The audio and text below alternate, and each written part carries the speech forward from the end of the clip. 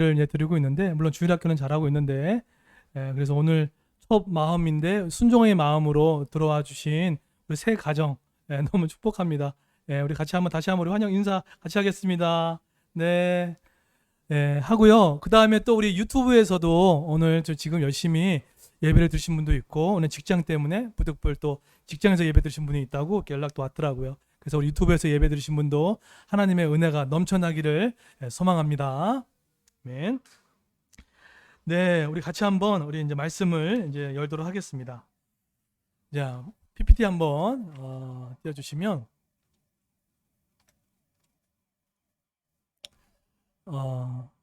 네, 여러분 이제 화면에 조금 작게 글씨가 나와가지고 잘 보이지 않는데, 그 가면 증후군이라는 게 있습니다. 그리고 스마일 증후군이라는 게 있습니다. 혹시 들어보셨나요? 이 특별히 가면 증후군부터 먼저 좀 설명을 좀 드리고자 하면, 이 가면 증후군에 대한 이 부분들이 뭐냐면, 네, 저희 일부러 방해하는 건 아니죠. 네, 끝났어요. 저건 이제 끝난 겁니다. 이제 네, 가면 증후군에 네, 지금 사이렌 소리가 좀 올려가지고 잠깐만요. 네, 네, 알겠습니다. 네, 네, 이 가면 증후군은 어떤 거냐면 자신의 어떤 성공과 노력이 자신의 노력으로 이뤘다고 생각하는 게 아닌 거예요. 그냥 이거는 순전히 운으로 얻어졌다라고 생각하는 것을 말합니다. 그래서 주변 사람들에게 이제 이것이 숨겨왔기 때문에 계속해서 마음이 불안하고, 또 숨겨왔기 때문에 언제 들킬까 이런 불안한 마음이 있다고 얘기합니다. 그러니까 사실은 이 발표를 했던 사람이 누구냐면 이 콜롬비아 심리학 교수님 니사 손이라는 교수님이 최근에 이 발표를 하면서 그 미국에 있는 아마존 또 그런 구글 대표적인 많은 그 그룹에서 20, 30대 연령층에 이 가면 증후군이 엄청나게 지금 폭증하고 있다는 거예요. 왜냐하면 미국 사람들 같은 경우는 특히 뭐냐면 자신의 노력해가지고 얻었던 것을 들키고 싶지 않다고 이야기를 하더라고요. 그래서 오히려 그냥 됐어라고 이렇게 얘기하는 이런 스타일로 있어서 몰래 숨어서 말하지 않고 몰래 노력하는 이런 사람들이 많이 있다는 거예요. 그래서 언제든지 일로 인해서 내가 들통나면 어떡하나, 내 실력이 내가 이거밖에 안 되는데 또 들통나면 어떡하나 라고 하면서 쓰는 증후군, 이것이 바로 가면 증후군입니다. 혹시나 제가 네 가지를 얘기할 건데 혹시나 여러분도 혹시 쓰고 있는지 한번 보세요. 첫 번째 이 가면 증후군의 척도가 있는데, 어떤 척도가 있냐면 첫 번째로 한번 들어보세요. 자기 능력을 평가절하한다는 거예요. 틀림없이 열심히 했는데 아니에요, 그냥 한 거예요. 그리고 두 번째는 뭐냐면 완벽주의가 있다는 겁니다. 완벽주의. 그리고 세 번째는 뭐가 있냐면 실수나 실패를 두려워하는 마음이 있다는 거예요. 그리고 마지막으로 성공을 두려워한다는 거예요. 그래서 이런 네 가지 영역이 있어요. 근데 이 네 가지 영역들 가운데 이런 사람들이 왜 힘드냐면 첫 번째로 혼자 일한다고 합니다. 혼자 일하고, 그리고 남한테 도움을 모청한다는 거예요. 왜? 자신의 실력이 드러나면 안 되니까. 그리고 마지막으로 피드백을 안 받으려고 하고 인정하지 않는 이런 마음이 있다는 거예요. 그래서 이 가면 증후군에 시달리고 있는 이 젊은 또 성공한 사람들, 성취했던 사람들이 엄청 많이 일어나고 있다라는 이야기를 하고 있습니다. 그러면 이 가면 증후의 해결책이 뭐냐라고 했을 때 복잡하지 않더라고요. 그냥 있는 그대로 나를 받아들이면 된다는 거예요. 예를 들어서 이거죠. 나 승진하기 원했어. 그래서 열심히 했어. 어떤 이런 얘기를 좀 솔직하게 얘기할 수 있는 이런 태도와 마음이 중요하다라고 이야기를 합니다. 그런데 이거와 비슷하게 가면 증후군도 있지만 아까 저희 PPT 나온 것처럼 스마일 증후군도 만만치 않게 많다는 거예요. 그러니까 여러분, 스마일 증후군이 뭐냐면 정의를 한번 들어보세요. 이게 되게 많아요. 저도 있을 수도 있고, 특히 서비스업들 많이 하고 직장인들이 많이 일어납니다. 어떤 건 이겁니다. 실제 감정을 억제한 채 늘 웃는 얼굴로 고객에게 서비스하는 감정 노동자들에게 많이 나타나고, 특별히 경쟁에 내몰리는 직장인들에게 흔히 보이는 스트레스 증상이다라는 얘기를 하는 거예요. 그러니까 되게 많잖아요, 그렇죠? 자신의 어떤 그런 그 감정들 있잖아요. 슬프다, 괴롭다, 피곤하다, 염려가 된다, 또 무겁다, 막 이런 내용들이 있는데 회사만 가면 그걸 다 숨긴 채 은둔 얼굴로 이렇게 하는 그걸로 인해서 이 증상이 이 감염 증후군에 못지않게 많이 더 이렇게 일어나고 있다는 거예요. 그래서 이것이 해결이 안 되면 이렇게 우울증으로도 빠지기도 하고 또 공황장애로 빠지기도 하고 심각한 정서적인 질병을 갖는다라고 이야기를 하고 있어요. 그래서 이런 사람들에게는 딱 중요한 게 뭐냐면 진짜 감정이 무엇인지를 발견해내는 것이 너무 중요하다는 거예요. 그래서 그것이 뭐 일기라든지 아니면 배우자에게 솔직하게 자기 마음을 토해낼 수 있는 그런 것들이 없으면 나중에는 정말 무서운 건 극단적인 선택까지 할 수 있다는 얘기를 해요. 계속 눌러왔기 때문에. 제가 왜 이 감염 증후군과 이 스마일 증후군을 얘기했냐면 둘 다 뭡니까? 숨기고 산다는 거잖아요. 그죠? 근데 이게 본의 아니게 숨기고 살 수밖에 없는 거예요. 먹고 살기 위해서. 그런 것처럼 이 가면을 쓸 수밖에 없는 우리 이런 인생을 이렇게 살아가는데 오늘 마태복음 7장에 보게 되면 이 가면에 쓰다가 예수님의 큰 지적을 받았던 사람들이 나옵니다. 물론 오늘 그 말씀을 좀 보도록 하겠는데요. 마태복음 7장에 보시면 한번 다음 PPT 보시게 되면 자, 마태복음 7장 안에 한번 보도록 할게요. 네, 보시면 마태복음 7장은 7장 후 단독적으로 시작된 게 아닙니다. 그죠? 몇 장부터 시작됩니까? 마태복음 7장은 결론 부분이고요. 사실은 5장부터 시작됩니다. 그러니까 산상수훈이라고 하죠. 결국은 뭐냐면 하나님의 나라의 백성이 어떤 성품을 가져야 되고 또 하나님의 백성이 어떻게 사는 것이 하나님의 사람인지에 대해서 나타내는 말씀이 산상수훈의 핵심이죠. 근데 그 산상수훈의 핵심이었던 그 모든 내용을 이제 마치고 오늘 결론을 지금 나타내고 있는 말씀이 오늘 7장입니다. 7장이에요. 그런데 오늘 이 7장에 들어가기 이전에 이 7장 속에서 예수님이 계속해서 뭔가 집요하신 게 있어요. 뭐냐면 이 6장에서도 한번 드러냈지만 구제와 뭘 드러냈죠? 구제와 금식과 기도를 드러냈죠. 누구한테 드러냈죠? 바리새인과 유대인들한테 드러냈단 말이에요. 이게 결국 뭐죠? 멀리 있는 하나님은 오케이 알았는데 너의 마음에 뭐가 빠졌다고 그랬죠? 나의 아버지. 결국은 하나님과의 관계없는 구제, 하나님과의 관계가 없는 기도, 하나님의 관계가 없는 금식, 그것에 대해서 너희가 이미 상형받았다. 그러나 나는 널 알지 못한다. 라고 하면서 가면 쓴 바리새인과 유대인들 향해서 그거 벗어야 된다. 라고 했던 말들을 했던 거예요. 그런데 예수님이 이걸로 끝나면 좋은데 7장까지 물고 들어오세요. 이거 완전히 예수님이 이 부분을 해결하지 않으면 안 될 정도의 어떤 집요함을 갖고 들어와 주는지 얘기를 하고 있습니다. 자, 그러면 오늘 그들이 누구냐라고 했을 때 계속 이어집니다. 우리 마태복음 보시게 되면 이제 거짓 선지자들이 나옵니다. 15절 한번 보시겠어요? 15절. 자, 여러분 근데 오늘 이 나타내는 이 바리새인들 유대인들이 우리의 얘기가 될 수도 있고 또 우리가 이렇게 할 수 있는 것도 있습니다. 자, 15절. 자, 한번 읽어볼까요? 한번 15절 읽겠습니다. 시작. 양의 옷을 입고 너희에게 나오나 속에는 노략자라는 이니라. 자, 결론부터 말씀드릴게요. 오늘 마태복음 7장에 예수님이 하고 싶은 말은 딱 두 가지입니다. 열매로 안다. 그 다음에 하나님의 말씀을 순종해야 된다. 이게 두 가지 핵심이에요. 그런데 이 간단한 핵심 가운데 이 15절, 16절에 나오는 거짓 선지자들에서 분명하게 명확하게 가시발림이 없으면 이거 섞일 수밖에 없다는 거예요. 자, 그러면 이 거짓 선지자들이 대체 누구며 어떤 일을 했길래 예수님이 이 얘기 나왔는지 거꾸로 살펴보도록 하겠습니다. 여러분 그 선지자가 누굽니까? 말 그대로 선지자가 누굽니까? 말 그대로 선지자는 하나님께 위임받은 사람이에요. 뭘 위임받죠? 복음을 위탁받은 사람이란 말이에요. 근데 그럼 거짓 선지자가 뭡니까? 하나님께 위탁받지도 않고 하나님의 위임도 받았지 않는 자들이었습니다. 그런데 진리의 기반도 아닌 그들은 하나님께 메시지를 전한 것도 받지도 않고 위임받지도 않았음에도 불구하고 진리의 기반도 없이 자신의 유익과 자신의 어떤 삶을 위해서 말씀을 얘기하고 가르치는 사람이 바로 누구였습니까? 15절에 나오는 거짓 선지자들인 거예요. 그래서 이 초대교회 그때 역사가에 보면 이 거짓 선지자들을 향해서 어떤 별명이냐면 그리스도의 장사꾼이라는 별명이 있었어요. 이해가 되셨죠? 그러니까 이들은 장사꾼이었다는 거예요.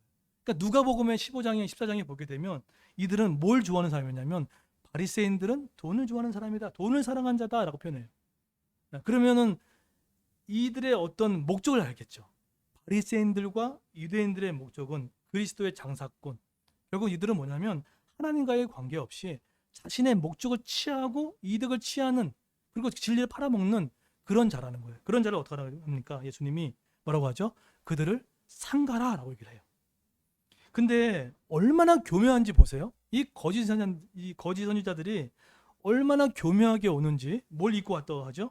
15절에 양의 옷을 입고 왔다는 거예요. 양의 옷. 여러분, 당시 이 양의 옷은 실제적인 옷입니다. 유대 그 목자들은 양을 지키기 위해서 양의 거피들을 좀 입고 지키는 것들이 있었어요. 세례 요한도 비슷한 것을 입었고요. 그런데 여기서 양의 옷을 입었다는 것은 어떤 뜻이에요? 자신이 진실된 선지자인 양, 진실된 목자인 양 어떻게 했다는 거예요? 그 모습을 이렇게 감췄다는 거예요. 자기의 어떤 마음들이 뻔히 시커먼 것도 있으면서 불구하고 그 양의 옷으로 이렇게 덮어둔 거예요. 이게 거짓 선지자입니다. 그리고 근데 그들의 특징이 뭐냐면 뭘 노리고 있냐면 15절에 보세요. 뭐라고 하죠? 근데 이들이 누구라는 거예요? 노략질하는 인이라 라고 이야기를 합니다. 그래서 노략질은 두 가지를 나타냅니다. 하나는 뭐냐면 위장과 탐욕입니다. 위장과 탐욕. 이것이 바로 노략질하는 이들의 모습을 잘 나타내고 있다는 거예요. 쉽게 얘기하면 이겁니다. 자신만을 아는 거예요. 이기적이고 또 자신만을 유익을 위해서 가면을 쓴 채 가면 죽은 것 같은 가면을 쓰고 또 겉으로는 웃으면서 본인 것을 추구하는 그 모습. 이게 바로 누구라고요? 바로 거짓 선지자의 특징이라는 거예요.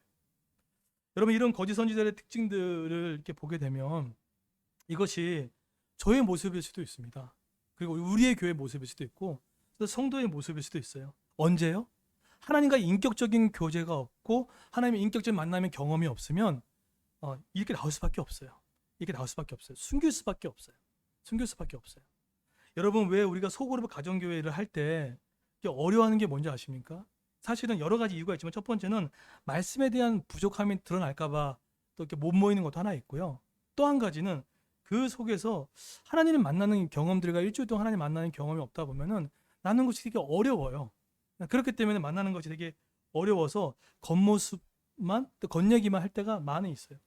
저는 제일 우려하는 게 뭐냐면 물론 속 깊은 얘기만 다 해라, 그게 또 정답은 아니지만 적어도 가정교회 안에서 또 우리 공동체 안에서는 적어도 그런 마음과 생각을 좀 편안하게 좀 나누고 있는 그대로 나누는 그런 모습들을 갖는 게 되게 중요하지 않을까라는 생각들을 하게 됩니다. 이런 것들을 계속 연습하지 않으면 어떻게 됩니까? 계속해서 위선을 하고 가식을 하고 또 접대 멘트를 통해서 모임을 진행할 수밖에 없는 거예요. 여러분, 우리도 언제든지 거짓 선지자가 될 수 있습니다. 우리도 언제든지 겉은 가리채 속마음을 얘기하지도 않은 채 할 수 있어요. 그래서 오늘 이 부분들 가운데 얘기를 하고 있습니다. 제가 어저께 이제 토요일 날 이제 그 온라인 줌으로 이제 속으로 이제 가정교회 세미나를 들었습니다. 세미나를 들으면서 앞으로 우리 가정교회가 조금 더 튼튼하고 더 든든하게 세우기 위해서 아마 우리나라에서 하면 최고의 권위자일 거예요. 그걸 한 두세 시간을 이렇게 들으면서 하나 깨달은 게 하나 있습니다. 그건 뭐냐면 코로나 3년을 겪으면서 많은 사람들이 속마음 가운데는 깊은 영성을 갖기를 원해요. 영적인 갈급함이 있다는 얘기를 합니다. 그런데 그것을 해소할 수 있는 공동체가 없다 보니까 배회하고 또 잘 공동체 들어오지 못하기 때문에 외로움을 겪는 그런 성도들이 지금 73% 정도가 있다는 얘기를 하는 거예요. 그런데 이 이야기를 가정에서도 못하는 사람도 많고 심지어는 직장에서도 못하고 이러다 보니까는 외로움과 또 정서적인 어려움을 겪고 있는 분들이 많이 있다라고 얘기하면서 그 권위자가 하는 말이 그거예요. 이런 생활이 오래되면 오래될수록 우리가 자꾸만 신앙이 형식적이 되기 쉽고 또 가면을 쓸 수 있기 때문에 힘들고 어렵지만 공동체 안에서 또 마음을 나눌 수 있는 삶을 통해서 하나님을 나누는 이 부분들이 너무 중요하다, 그 이야기를 하더라고요. 이렇듯 거짓 선지자의 특징들을 보면서 그러면 예수님이 이걸 드러내면서 그러면 우리한테 뭘 얘기하고 싶으냐라고 했을 때 우리 첫 번째 보세요. 우리 PPT 한번 보세요. 첫 번째 보시게 되면 자, 첫 번째 한번 띄워주세요. 그러면 우리는 예수님이 그러면 우리가 어떤 삶을 원하시는지 하나님의 나라의 백성으로 결론을 맺으면서 하나님이 우리를 통해서 원하시는 삶이 있습니다. 자, 하나님 나라의 백성의 삶이라고 해서 거짓 선지 이런 모습들이 있구나라고 하면서 첫째로 한번 읽어볼까요? 첫 번째 읽겠습니다. 시작. 열매를 통해 알 수 있는 인생. 자, 오늘 그러면 이 거짓 선지자들의 모습이 이런다고 한다 그러면 하나님 믿는 사람들은 대체 어떤 모습이 드러나 있는지 두 가지를 얘기하고 계세요. 두 가지를 오늘 꼭 붙들었으면 좋겠습니다. 첫 번째는 열매를 통해 알 수 있는 인생이라고 이야기를 합니다. 자, 이 얘기를 왜 했는지 우리 마태복음 그 7장 16절 보세요. 6절에 보시게 되면 왜 이 얘기를 했냐면 비슷합니다. 16절. 우리 희성이 되게 바빠요 오늘. 줌하고 한다고. 자 16절에 보세요. 한번 읽어볼까요? 16절에 자 한번 읽어볼게요. 시작. 그들은 열매로 그들을 알지니 가시나무에서 포도를 또는 엉겅퀴에서 무화과를 따겠느냐. 여러분 그 당시 초대교회에 있던 사람들 이스라엘 백성들은 저 16절을 딱 들으면 느끼는 생각들이 있습니다. 그게 뭐냐면 왜 가시나무에서 포도를 엉겅퀴에서 무화과를 왜 저 표현을 왜 했냐면 이렇다고 얘기하더라고요. 제가 이렇게 그 지리 역사를 이렇게 보니까 이 그 가시나무 같은 걸요 이렇게 조금 멀리서 보게 되면은 거기 붙어 있는 열매들 있지 않습니까? 그 열매들이 약간 어떤 느낌부터 드냐면 붙어 있는 검정 딸기처럼 보인다고 해요. 네, 약간 이렇게 보면 그렇기 때문에 뭔가 보면은 이렇게 열매가 있는 듯한 느낌인 거예요. 네, 그래서 저렇게 표현을 한 거예요. 그러니까 마치 보게 되면 저 가시나무가 뭔가 열매를 맺은 것 같은 느낌인데 그렇지 않다는 얘기죠. 또 한 가지는 엉겅퀴입니다. 엉겅퀴를 가만히 보게 되면 이 무화과 나무 같은 엇비슷한 부분들이 좀 놓여 있기 때문에 이게 이게 비슷하구나라고 볼 수 있다는 거예요. 그래서 잘 드러나지가 않는 거예요. 잘 드러나지가 않는 거예요. 그런데 오늘 20절에 보세요. 오늘 성경 20절에 보세요. 뭐라고 합니까? 이렇게 비슷해 보이고 있는데 결국은 어떻게 드러나냐면 교회나 성도나 믿는 자나 목사나 사모나 상관없어요. 어떻게 하면 그 사람이 어떤 모습 때문에 그 사람이 하나님 사람인지 알 수 있다면 20절에 보시면 뭐라고 하죠? 이러므로 그들의 열매로 그들을 뭐죠? 안다라고 이야기를 해요. 자, 그러면 그 열매를 안다고 했을 때 이들이 했던 거 보세요. 21절에 보세요. 21절에 보시면 이들이 어떻게 했냐면 비슷하게 보였고 21절에 한번 읽어볼까요? 자, 읽겠습니다. 시작. 나더러 주여 주여 하는 자마다 다 천국에 들어갈 것이 아니요 다만 하늘에 계신 내 아버지의 뜻대로 행하는 자라야 들어가리라. 예. 열매를 통해서 알 수 있다는 것은 자 그러면 이들이 지금 참 비슷해 보여요. 이게 성도인지 이게 아닌 성도인지 아니면 이 사람이 정말 하나님 따르고 있는 사람이 아닌지를 볼 수 있는데 이들이 근데 어떻게 했냐면 주여 주여 하는 자마다 뭐라고 하죠? 다 천국에 들어갈 수 없다라고 이야기를 좀 하고 있어요. 여러분 당시 초대교회 사람들은 주라고 부르면 어떤 느낌을 갖습니까? 퀴리오스 생각합니다. 그럼 퀴리오스는 오직 한 사람한테 불릴 수 있는 거예요. 그러면 이들에게 주라는 단어를 사용했다는 얘기는 그분은 창조자고 또 그분은 모든 피조물을 다스린다는 것을 주권을 인정했을 때 주라는 단어를 사용해요. 근데 지금 뭐라고 하죠? 주여 주여 한다는 저 뜻은 뭐예요? 그들이 뭐 하고 있다는 거예요? 그들이 지금 이 주여 주여 했던 것은 그 창조주와 나의 주인의 피조물로서 전혀 관계 없어요. 그냥 입으로만 얘기하는 거예요. 입으로만 그냥 주여 주여 얘기하고 있는 그 모습을 뜻하고 있다는 거예요. 근데 그들의 이 주여 주여 하는 저 속에 엄중한 경고를 하고 있어요. 이거는 돌아가신 오카는 목사님뿐만 아니라 저 박사학위 논문을 지도하셨던 예전에 그 김세영 교수님도 얘기했지만 그때 주여 주여 하는 자를 통해서 뭐 한다고요? 천국에 들어갈 것이 아니요라고 하면서 상당히 엄중한 경고를 하고 있어요. 네.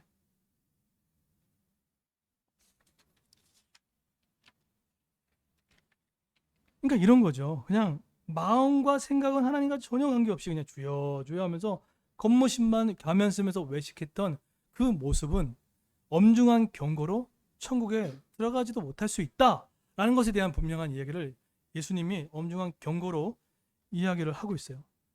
근데 우리 다 주여 주여 다 하잖아요. 네. 자, 그리고 또 한 가지 그들이 좀 비슷하게 하는 비슷한 열매 또 뭐였냐면 22절에 보세요. 자, 22절에 자, 여기서 루터가 이 해석을 이렇게 했습니다. 이걸 통해서 결국은 이 바리새인과 유대인들이 결국은 이것 때문에 무너졌구나. 결국 하나님이 원하시는 게 열매가 이런 거구나. 이걸 깨달을 수가 있어요. 자, 22절 우리 온라인과 또 유튜브 줌에서도 같이 한번 22절 한번 읽어볼까요? 읽겠습니다. 시작.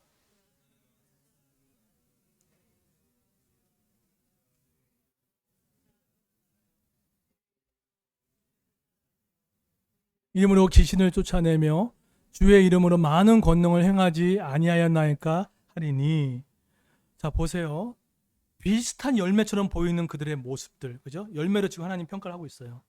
또 한 가지 보죠. 주여 주여 하면서도 하나님 부르고 있지만 하나님의 그 큐리어스, 창조와 날 주인으로 모시는 그런 고백이 아닌 그냥 주여, 형식적인 언어로서의 표현들, 그거에 대해서 엄중한 경고로 천국에 대해서 엄중한 경고를 하시고, 또 세 번째 뭡니까? 뭐라고 하죠?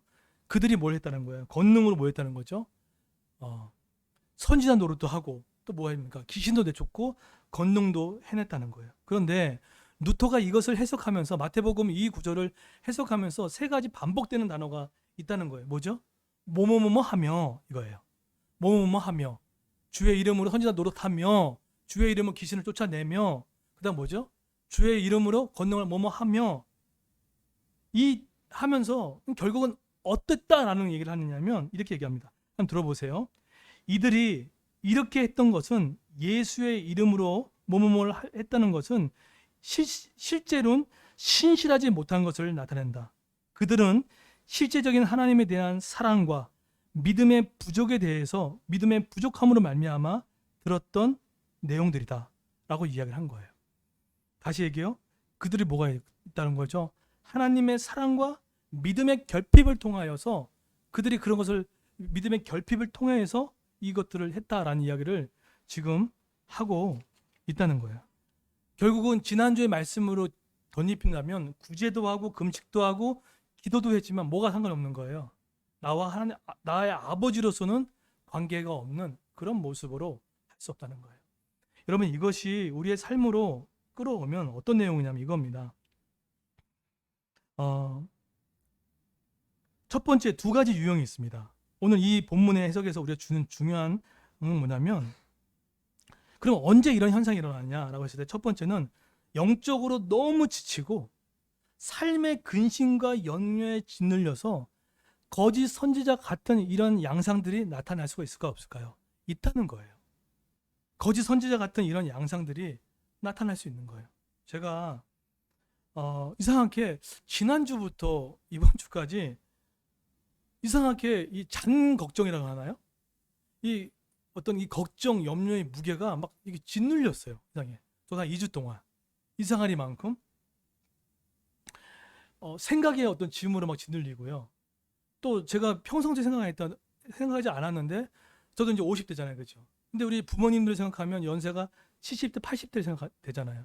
그럼 그거에 대해서 우리는 또 어떻게 해야 되나? 물론 생각해야 되겠지만 그런 것도 갑자기 훅 들어오고, 또 어떤 문제 하나가 딱 들어오게 되면 이게 문제를 들리면 그냥 해석하고 나가야 되는데, 이런 문제와 근심이 막 도장을 찍히는 듯한 느낌이 막 있는 거예요. 그러니까 문제가 내 몸에 턱턱 박히는 그런 경험을 한 주 내내 한 거예요. 근데 기도를 하는데 중요한 거는 기도가 안 돼요. 그냥 문제의 도장 같은 게 나를 막 이렇게 밟고 지나간 느낌도 받고, 막 생각의 염려와 걱정과 근심이 막 짓눌리는 느낌들을 받았어요. 근데 이게 기도가 뻗어나가면 좋은데 기도도 뻗어나가지 않으니까 그냥 입술로는 그냥 주여 주여 하면서 막 그런 거예요. 그러면서 제 마음 가운데 의심도 되는 거예요. 내가 지금 이 많은 사역들을 같이 하고 있는데 이거 내가 정말 하나님 사랑해서 하는 건가? 이게 정말 뭘 보여주려 하는 건가? 막 이런 의심도 막 이렇게 스물스물 이렇게 올라오게 되고, 막 이런 마음들이 올라오더라고요. 결국 이 거짓 선지자의 모습이 꼭 제가 거짓 선지자는 아니지만 이런 모습 속에서도 내가 나타날 수 있구나라는 생각들을 해본 거예요. 그러다가 문제를 하나씩 생각하고 고민하고 있는데 풀리지가 않다가 이제 금요 기도 때죠. 그때 이제 금요 기도에 이제 설교를 준비하는데 너무 좋은 찬양을 만나게 된 거예요.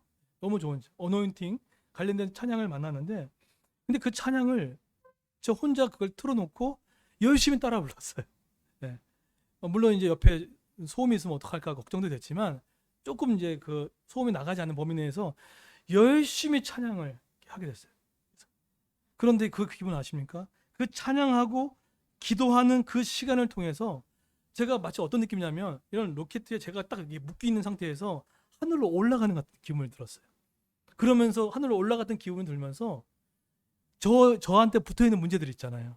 그런 근심과 걱정과 그 모든 짓눌려 있는 염려들이 하나씩 떨어지는 느낌들, 해결되지는 않았지만 올라가면서 하나씩 떨어지는 느낌들을 받게 됐어요. 그 얘기는 뭘까요? 결국은 그걸 통해서 그때 하나 깨닫는 게 뭐냐면 지금 내가 이런 삶의 어떤 영적으로 지치고 삶의 근심과 염려로 지쳤을 때 나도 언제든지 이 거짓 선지자처럼 나타날 수 있는 양성이 있을 수도 있고 또 그것이 나의 성령 충만함과 연결되지 않고 안 올라가자면 이런 것들이 나를 힘들게 만들 수 있고 어렵게 만들 수 있겠구나 라는 생각들을 하게 됩니다. 여러분 혹시나 오늘 온라인과 현장에서 예배 드리신 분들 가운데 불도장처럼 지금 내 마음을 짓누르고 있는 것들, 불도장처럼 내 머리에서 잠깐만 짓누르고 있는 그것들 있지 않습니까? 그것들이 있다면 성령 충만과 연결하십시오. 성령 충만과 사업을 연결시키십시오. 성령 충만과 여러분의 부부 관계를 연결시키십시오. 성령 충만과 여러분의 그 근심을 연결시켜야 됩니다. 그리고 그 연결시킴을 말미암아 하나님 앞에 나아가면 되더라고요. 중요한 건 뭐냐면 제가 이런 모습 속에서 내가 정말 하나님 사랑해서 일을 하는가 막 그렇게 의심이 되는 거예요. 하나님 사랑해서 하는 건지 목사로서 하는 건지 근데 결국은 하나 깨달은 게 뭐냐면 사랑마저도 내가 안 되는구나. 사랑마저도 내가 안 되는구나. 결국은 이것은 하나님의 성령 능력을 통해서만 감당할 수 있다는 것을 깨닫게 된 거예요. 또 한 가지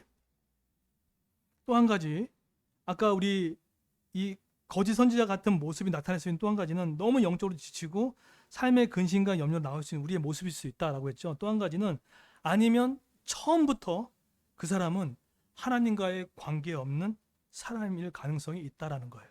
한마디로 구원과의 관계가 없는 사람이라는 거. 상당히 엄중한 얘기입니다. 그러면 오늘 마태복음 7장은 이 바리새인들과 유대인들은 누구에 해당됩니까? 첫 번째입니까? 첫 번째가 아니에요. 후자 쪽에 가까울 수 있다는 거예요. 그래서 예수님이 그 얘기한 거예요. 열매를 안다. 결국 너는 구원과의 관계 없다는 거예요. 그 사람이 그런 삶을 보면서 그걸 행위를 하고 있지만 그 사람 삶을 보니까 이 사람은 관계가 없다. 그러니까 뭐라고 얘기합니까? 나는 너를 도무지 알지 못한다 라고 이야기를 할 수 있다는 거예요. 여러분 그래서 하나님 믿는 백성과 또 하나님 믿지만 우리 삶 가운데 그 삶을 잘 보셔야 돼요. 열매를 보면은 그 사람의 삶이 놓여 있는 것을 보게 됩니다.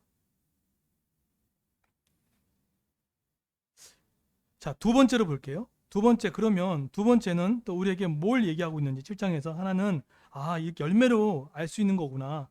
혹시나 내가 이게 영적으로 지치고 살면 눌려서든 건지 아니면 정말 처음부터 관계가 없는 건지 잘 보셔야 되는데 성경은 후자 쪽이다 라는 얘기를 하고 있어요.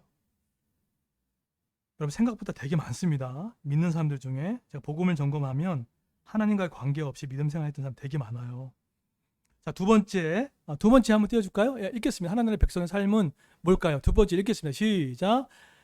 행함을 통해서 알 수 있는 인생. 자, 이 본문을 이제 보실 때 이제는 잘 행했다라고 이 포인트인지 정말 이 포인트가 그 포인트인지 잘 보셔야 됩니다.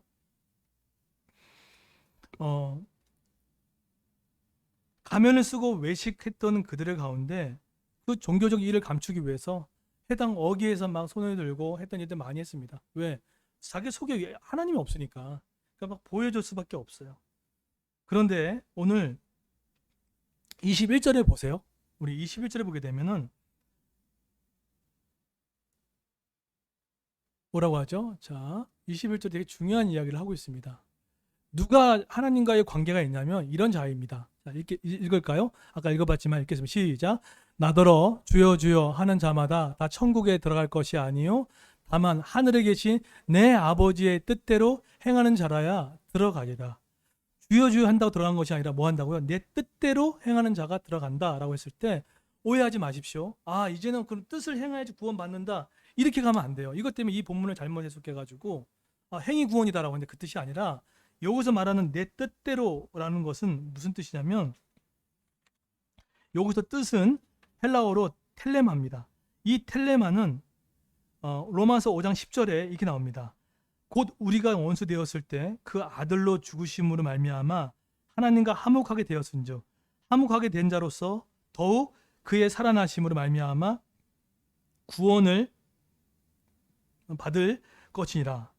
여기서 말하는 하나님의 뜻은 뭐냐면 인류를 향한 인류 구원을 향한 하나님의 구원 계획을 뜻합니다. 그게 아버지의 뜻 텔레마라는 거예요. 그러니까 결국은 이 거짓 선지자들과 유대인들과 예수님이 집요하게 오면서 뭘 자꾸 건들고 있는 거예요. 너는 아버지의 뜻과 상관없다는 거예요. 인류 구원의 계획에 대한 그거에 대해서 너는 뜻이 없다라고 이야기를 하고 있다는 것을 이렇게 보여주고 있습니다. 그러면 이제 이렇게 해석합니다. 이제 하나님의 뜻을 이제 잘 순종해야지 라고 이게 핵심일 것 같지만 사실은 이 구절은 이 7장에서 마지막 결론 내면서 예수님이 원했던 게 뭐냐면 한 가지예요. 열심히 하자. 열심히 내 주님에 충성하자. 이거 맞아요. 그런데 더 본질적인 이야기가 있습니다. 바로 25절입니다. 25절 보세요. 이거 읽고 마치겠습니다. 25절에 자 한번 읽어볼까요? 시작. 비가 내리고 창수가 나고 바람이 불어 그 집에 부딪히되 무너지지 아니하나니 이는 주초를 반석 위에 놓인 까닭이요. 열매를 통해서 그들을 알고 또 여러 가지 그들의 그런 부분을 알고 나서 안전하고 지혜로운 것은 어디에 뒀다고 얘기합니까? 어디다가 우리 세운 집이라고요? 반석 위에 세운 집이라고 얘기해요. 반석은 누굴 가리킵니까? 바로 예수 그리스도를 가리키는 거예요. 결국은 지금 마태복음 7장 산산수훈을 예수님이 집요하게 끌고 가면서 이야기하고 싶었던 건 뭐냐면 너희가 하나님의 의와 상관없는 자다. 거짓 선지자와 유대인들은 너희는 나와 하나님과 의의, 결국은 그리스도를 주춧돌로 해서 그리스도와 연결된 존재가 아니라는 것을 얘기를 하고 있다는 거예요. 결국은 중요한 게 뭡니까? 예수 그리스도를 통한 예수 그리스도의 관계 중 하나님과의 관계를 통해서만 이것이 지혜롭고 또 주춧돌을 생각할 수 있고 행할 수 있는 능력이 있다는 것에 대한 이 부분을 명확하게 이야기를 하고 있습니다. 이것을 요한복음 15장에서는 나는 포도나무요 너희는 가지다. 시편에서는 너는 시냇가에 심은 나무다 라고 얘기하면서 우리가 행해서 뭔가 열매를 맺는 이것도 중요하지만 그 본질적인 반석 대신 예수 그리스도를 통해서 감당할 수 있는 삶이 우리의 삶이다라는 이야기를 하고 있다는 것입니다. 이런 반석 대신 예수 그리스도의 진정한 관계 속에서 있을 때 비로소 하나님의 음성을 들을 수 있고 나갈 수 있다는 거예요. 결국은 상당히 예수님은 행위를 강조한 것 같지만 상당히 근본적인 얘기하고 있어요. 나와 관계 있냐는 거예요. 나와 지금 친하냐는 거예요. 여러분 마틴 로이드 존슨 목사님이 돌아가시고 나서 추천했던 목사님이 한 명 있습니다. 그게 누구냐면 R.T. 켄달이라는 목사님입니다. 근데 이분이 했던 말이 누가 이걸 이렇게 물어봤어요. 당신은 하나님의 음성을 많이 듣고 있는데 왜 나는 하나님의 음성을 못 듣습니까? 라고 했을 때 이분이 이렇게 얘기합니다. 한번 들어보세요. 마지막입니다. 성령님을 근심하게 하지 마십시오. 그리고 무엇이든지 찾아보고 무엇이 찾아보고 성령께서 행하는 것을 한번 행해 보십시오. 그럴 때 비로소 하나님의 음성을 들을 수 있는 그런 은혜가 열릴 것입니다. 더불어 이렇게 얘기합니다. 여러분 하나님의 음성을 듣고 싶습니까? 그렇다면 예수님과의 관계의 의를 쌓으시고 더불어 나아가 말씀이 나에게 다가오는 그것을 거부하지 말고 빛 가운데로 나가 보십시오. 그래서 해야 할 일과 옳은 일을 하지 않을 때 서서 옳은 일을 한번 해보십시오. 그랬을 때 성령이 우리 가운데 명확하게 우리의 삶의 방향성과 음성을 허락하십니다. 라고 이야기를 합니다. 오늘 두 가지 잘 기억했으면 좋겠어요. 거짓 선지자들의 하나님을 이렇게 드러내면서 우리에게 하나님 백성의 삶의 두 가지 얘기합니다. 나 너희들 열매를 통해서 알 수 있다. 두 번째, 행하는 걸 통해서 인생을 알 수 있다. 그런데 이 모든 것들이 뭐라고요? 하나님과의 의로운 관계 속에 있느냐, 나의 아버지냐라는 거에 대한 모습이 담겨져 있다는 거예요. 여러분, 이 말씀 붙들고 우리가 언제든지 하나님의 관계를 멀어져서 형식적으로 살아갈 수 있는 존재가 될 수 있습니다. 그럼에도 불구하고 끝까지 힘들고 어렵지만 성령의 의지함으로 말미암아 하나님의 관계 속에 우리의 삶을 누려물 말미암아 열매 맺는 저와 여러분 되기를 예수의 이름으로 축원드리겠습니다. 네, 이 시간 다 같이 한번 우리 기도하겠습니다. 먼저 우리 예배하신